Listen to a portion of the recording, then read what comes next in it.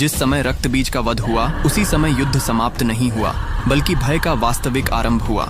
जैसे ही रक्त बीज का अंतिम रक्त काली के मुख में समाया, माता का रूप शांत नहीं हुआ बल्कि और भी उग्र होता चला गया। उनका नेत्र लाल हो चुके थे, जिह्वा बाहर थी, उनके चरण जहां पड़ते वहां पृथ्वी फट जाती, दिशाएं कांपने लगी। देवताओं को आभास हुआ कि अब यह तांडव केवल असुरों के लिए नहीं रहा बल्कि संपूर्ण सृष्टि के लिए संकट बन चुका है।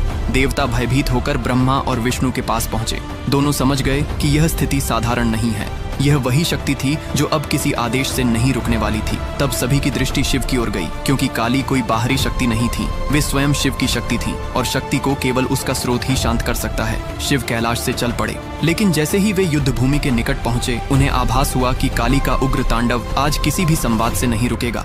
माता उस अवस्था में थी जहाँ चेतना केवल संहार जानती है। तब शिव ने वह मार्ग चुना जो केवल वे ही चुन सकते थे। शिव माता काली के मार्ग में जाकर भूमि पर लेट गए। उन्होंने कोई अस्त्र नहीं उठाया, कोई आदेश नहीं दिया, कोई मंत्र नहीं बोला। वे केवल शांत होकर धरती बन गए। अगले ही क्षण माता का चरण शिव के वक्ष पर पड़ा। जैसे ही काली ने देखा कि उनके चरणों तले स्वयं महादेव हैं, उसी क्षण उनका उग्र भाव टूट गया। उनकी जिह्वा बाहर आ गई, नेत्रों की ज्वाला शांत होने लगी।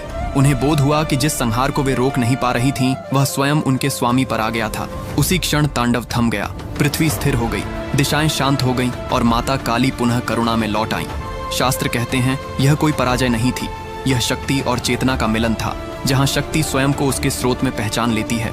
कमेंट में जय मां काली जरूर लिखे। हर हर महादेव।